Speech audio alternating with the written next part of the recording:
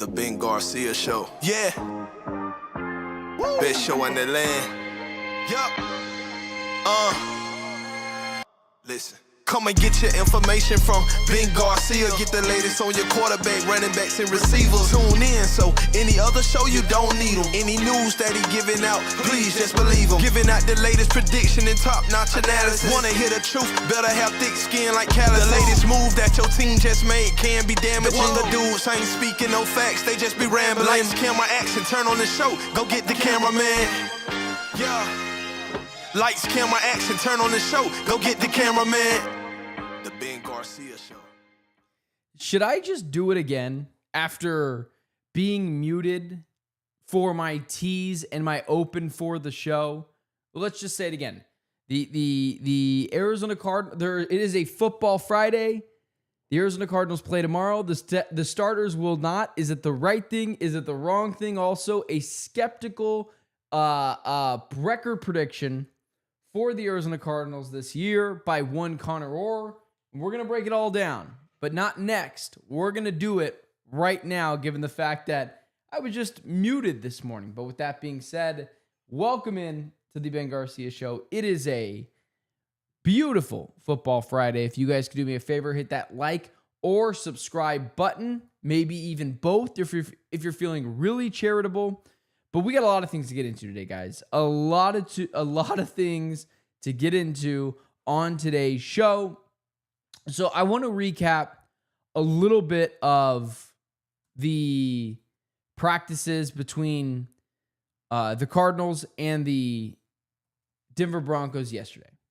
And to be quite honest with you guys, I am a little skeptical on how yesterday actually went. There's some conflicting reporting.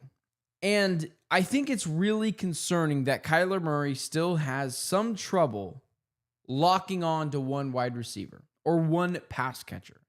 Now, it's kind of hard because in these joint practices, oftentimes these are actually more important than the preseason games on their own. That's why they're not playing a preseason game. So although I'll get to the decision from Jonathan Gannon, who said, or I guess I should say Sean Payton, who said the starters will not play on Saturday. Like, I'll get to that decision on its own. But to be fair, my quick 90,000 foot view of it is these joint practices are games. They're just not televised. They are the hardest practices, and they probably don't want to play their starters in a preseason game, especially in a game that doesn't matter, after getting beaten up on Thursday earlier in the week. It just doesn't make a lot of sense. But I will talk about that too. The reporting yesterday was a little conflicting. And as I've said before on the show, I like to see around corners. And Kyler Murray was 15 for 28 in yesterday's practice. He looked just fine. And maybe for some people that's okay. And I'm not here to be like, that's the wrong way to feel about it. I know Kyler Murray, to some sorts, does need to be a game manager. And that's okay. There's nothing wrong with being a game manager, but there's a ceiling to this. Like, I don't think Jalen Hurts is a game manager. I think he is a game manager at times that will often, once or twice, maybe 3 or 4 times, make a big throw in the game, and that's the difference between a win and a loss. Kyler Murray needs to be that. And if Kyler Murray can be to the level of Jalen Hurts, this team could be a Super Bowl contender. But it's hard to kind of dissect a practice that especially I wasn't at. I can just look at the reporting and look at the highlights just like you. But from my gathering of it is Kyler Murray was not great in the red zone. I think as someone else said in the chat, Aaron in the chat said, he was 15 for 28, and a lot of those balls went to Trey McBride. And again, it goes towards the argument of why isn't Drew Petzing getting other players more involved? I don't think this is strictly a Drew Petzing issue. I think this is a joint issue with Kyler Murray and Drew Petzing. Kyler has had a hard time going through his reads dating back to his first year in the NFL. Oftentimes, it's read 1, sometimes read two. I would say often read two, and then take off and run or panic in your mind because you don't know where you're going with the football. And this used to be a problem when he would run into sacks. So I'm skeptical on Kyler. That's kind of my thoughts there, is I'm skeptical on Kyler and if he is actually evolving to taking that next step to being a more consistent player. But then there's also, he struggled in the red zone. Where was the interception last week? If I'm not mistaken, in the end zone or in the red zone and right next to it. Kyler has got to become a better decision maker in the red zone. It is one thing to throw an interception at the 50-yard line and it's tipped and the opposing team catches it. That's going to happen. But limiting big turnovers has to happen. I'm not going to get upset with Kyler if he throws 10 interceptions on the year, 8 interceptions on the year, and half of those are at the 45-yard line and, he either makes a wrong read, a defensive player makes a big play, or a ball is tipped at the line of scrimmage. That is going to happen. But what cannot happen is when you're about to score, deflate your offense completely, especially late in games, and throw a bad interception. That's what we saw against the Chiefs. I don't know if maybe it's because the field is more condensed, and that's the issue for Kyler, and he's throwing the ball into other defenders. I mean, it's very concerning, especially in the red zone. And this is where I think people are too hard on Drew Petzing. I don't think Drew Petzing is Kyle Shanahan, but I also don't think he's Hugh Jackson of the Cleveland Browns years ago, who was the head coach, but the de facto offensive coordinator. Drew Petzing, I don't think has that big of an issue being creative. I think oftentimes Kyler doesn't run the play like it's supposed to be run. I'm not trying to be hard on Kyler or beat a dead drum, guys. I'm trying to be honest and give some tough love because I want someone who is going to receive that and turn it into motivation and become a better player of themselves. So that's concerning, especially in the red zone. Here was the other thing.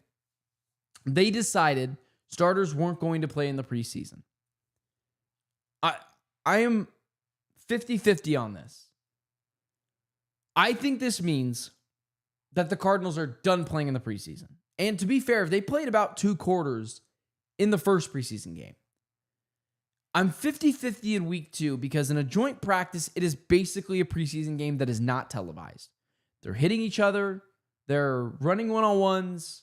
They're running 11-on-11s. It's full on your best against our best. And to be fair to the Cardinals, from what I heard, from the people I've talked to, from what's being reported, I do know some people, so I'm able to get that sourcing, if that makes sense. And from YouTube, all that stuff. Social media, not YouTube, but social media. It looks like the Cardinals did the best job that other teams have done in the past against the Cleveland or against the Denver Broncos. That is not me saying the Cardinals did a superb job. It just shows that, damn, the Broncos are going to be a good team this year. Another thing.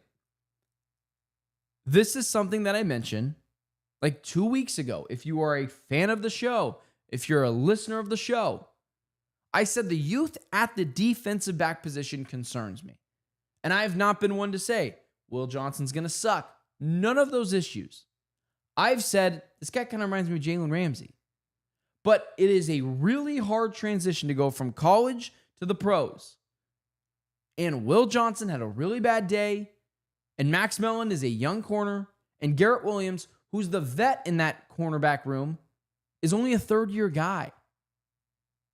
And didn't play, if I'm not mistaken, didn't play a lot of his first season for the Cardinals because of that ACL. That is going to continue to be concerning for me.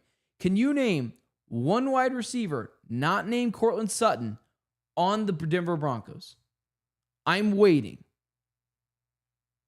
I know Troy Franklin's there. I forgot his first name, but Vele's there. He was like a fantasy guy last year. Evan Ingram's there. He's a solid tight end. Top 10, top 8 tight end. But Courtland Sutton and Evan Ingram cannot be eating you alive. Courtland Sutton's a very good wide receiver, but he's not in that tier 1 group of guys. So I know sometimes I focus on the negatives a little too much, but that's because we're the Arizona bleeping Cardinals and we've been negative my entire life. I'll applaud the good stuff, right? They looked great for a team that has played against the Broncos over the past couple of weeks. They earned the Broncos' respect. But it doesn't feel like the Cardinals came out and won the joint practice. That's just my perception of it. I was not there. However, when I see the fact that Kyler Murray struggled, especially in the red zone, and the defensive backs are giving up cheap touchdowns, Will Johnson got lost a couple of times for what is being reported. That's concerning. My guy in the chat, Marvin Mims, I don't know how I didn't mention Marvin Mims, but he was a rookie last year, and he wasn't great. I know that because I had him in fantasy football because I was being told he was a fantasy sleeper and he was a fantasy comer, meaning he never woke up. So, I get that. I'm preparing us for the season, though, guys. And what I believe is very interesting this year is Matthew Stafford's injury. And I'll get into this further on Monday because I want to wait for more stuff to come out. But I continue to say this. You do not know when your window is open. You may think you know. You may hope you know. You think you might be able to project when you'll know. But the top quarterbacks in the NFL, Lamar, Patrick, Joe, Josh, and Matthew Stafford. You have one of those guys on your team. You are a legitimate Super Bowl contender. Your window is now. However, if you don't have that guy, you don't know when your window is. And you don't know if this is the year your team could go all the way. I keep using the examples. Lions, Commanders, both made the NFC Conference Championship game. Lions should have won it. Washington, not so much. But both teams were seen as circus acts. And they had their chance, and it washed right through their hands. The Cardinals cannot be like that. You have to be ready for your moment. And with Matthew Stafford's injury, which I think draws a lot of comparisons to the Christian McCaffrey phantom Achilles injury last year, where everyone's just like, he'll be fine, and he never was. The Cardinals have to be ready for their moment. This is a team that has to be ready to win the NFC West. Because although Seattle scares me, because they always scare me, the Niners don't, and the Rams, with Matthew Stafford, do. I would pick them to win the division. But with all this talk about Matthew Stafford's injury, that's starting to concern me a bit. And I'll get further into that on Monday. Because as someone with back troubles, literally today, I think I can attest to some of the things that I think Stafford is going through. But I want to wait for Monday for that to come out. My guy in the chat, Chill Peasy. We're winning. I appreciate the donation, man. Seriously, never something that I think has to happen. Never expected, always appreciated, I think is what it is. And I wish I had the software to put this comment on the screen, so I apologize for that. But my guy Ivan in the chat, a day one supporter of this channel. We're winning a playoff game this season. It'll be at home after winning the division. Sky's the limit in a weak NFC, much like 2008. We're too well coached to take a step back in year 3. It's on K1. Absolutely freaking true. Absolutely freaking true. And when I see the reporting that Kyler Murray struggled in the red zone and Kyler Murray was 15 for 28 and kind of locked on to a wide receiver or a pass catcher in Trey McBride, that is concerning, and you cannot tell me otherwise. I hate acting like I'm the guy who's crazy and being gaslit into thinking Kyler Murray has not picked us up just to drop us on our heads multiple times, because he has done that. And it's frustrating because I'm trying to wake up the rest of the fan base like last year didn't happen. I'm not saying Kyler won't be better. I'm saying hold your quarterback to a higher standard. And so from my guy Ivan in the chat with the donation, absolutely freaking correct. And with the preseason stuff that I wanted to just harp on really quickly, I would like to see them play and I would like to see a series. Go out there, throw the ball to the open receivers. But these things are a little fluid, right? If they did this joint practice, it was probably agreed upon by Jonathan Gannon and Sean Payton that we would not play our starters. So I don't know if Jonathan Gannon had too much say in this. He wanted a joint practice. He got a joint practice. And these mean more than preseason games. It just does. So I would want them to play, but I can't go after Gannon for not playing. Like, it's just the case. It's just what it is. These practices are negotiated. And so I can feel one way, you can feel another, but it's not something that's going to change. It's something that's usually agreed upon. Here is the last thing I want to talk about on today's show as we get close to football season. Conor Orr did his annual tradition. He went game by game through the NFL schedule and predicts every team's 2025 record. And this was a little shocking to me because the Cardinals are seen as everyone's darling and sweetheart and hipster pick this year. And I understand anyone like John Middlecoff the other day who put out a video who I like watching. I think he's an easy listen. He put out a video that was like, the hipster pick this year to make the playoffs is the Arizona Cardinals. But I'm not taking the Arizona Cardinals because it's the Arizona bleeping Cardinals and Kyler Murray. Not only are they inconsistent as hell, you don't know what you're getting on a quarter-to-quarter basis. And Conor Orr kind of fell into that as well. As I mentioned, he has the Cardinals going 6-11. And he said, and I quote, as I mentioned at the top, I'm ready to get waxed for this one. Everything is pointing up for the Cardinals. This roster is built the correct way, and the key tentpole positions are in place. This is the year of the takeoff unless it simply isn't. This happens from time to time and is a reminder that there's not always a logical pattern, ascent pattern, especially when the rest of the division is a collection of absolute stalwart head coaches, not to say Jonathan Gannon is not. That's why many of Arizona's wins are quality wins. They are just a few and far and in between. Sorry for, talking like stuttering Timmy there. I promise I can read. When I used to get mad about this, right? I used to get angry. Why won't you respect us? We've done everything right. The Cardinals have built a strong team. The foundational pieces are there. But like my guy Chill PC in the chat is saying right now, Ivan, 6-11 is diabolical. And I kind of agree. And you see me struggling right here on the air to give you an answer. Because I lived it. I lived 2016 after going to the conference championship game. I think they were 5-11. I lived 2022 after the 2021 season where Kyler Murray tore his ACL. This team has consistently let us down. But I can't just say, well, it's the Cardinals. They'll figure a way to screw it up because it's not the same regime. That's like looking at a car that has new tires, new engine, new transmission, new oil change, but the outside body of it is the same. Like a restored car. It's got all this new interior parts.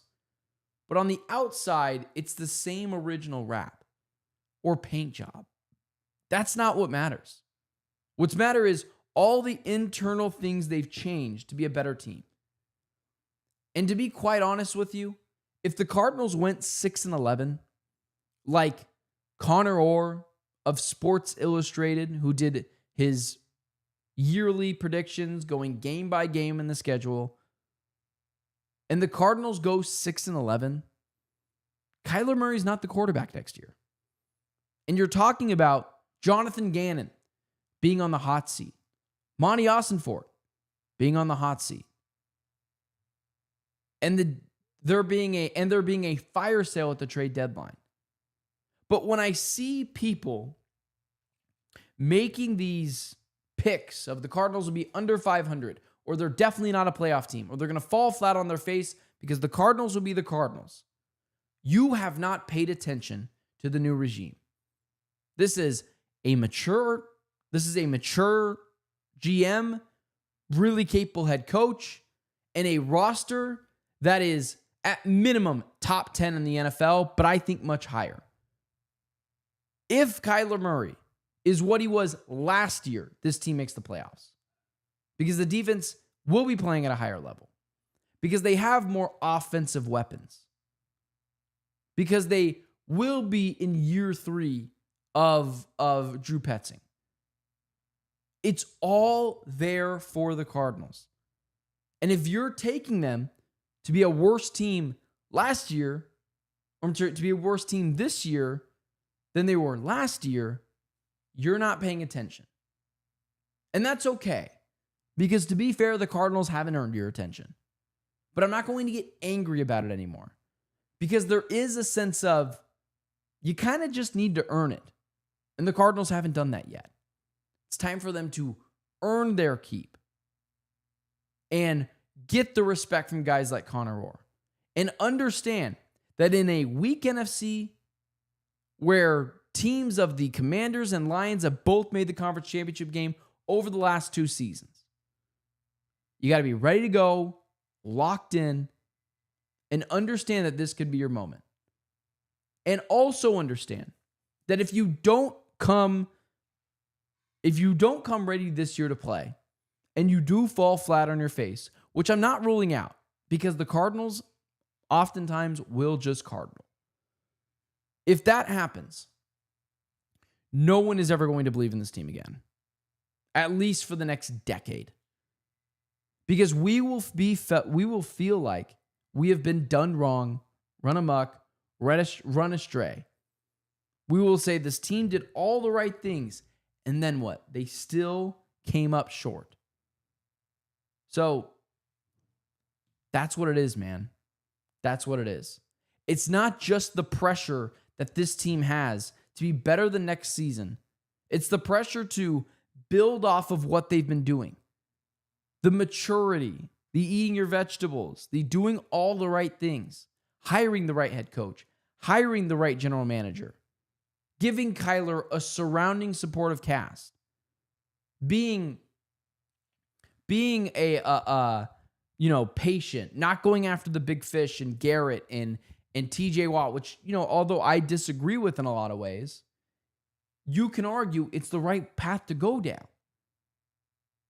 So I don't want people to get pissed off when they see Conor Orr predict this team to go 6-11. When his reasoning is really just Cardinals are going to cardinal. Because that is exactly what has been true for the last my lifetime. And narratives can be flipped, but not until there's a trend or a pattern that shows you're not the same old Cardinals. And I do believe they're going to do that this year. I do think they're a playoff team. I think even despite Kyler Murray's shortcomings, this team will be a playoff team. What does that look like in the next year? Is it just a divisional team? Is it a quick stop in the playoffs and then quickly out of it? I don't know. But I think this is, if the Cardinals don't cardinal, this is a team that I think will win the NFC West, barring the Stafford injury, make the playoffs, win a playoff game. But I think with the chances to be much more.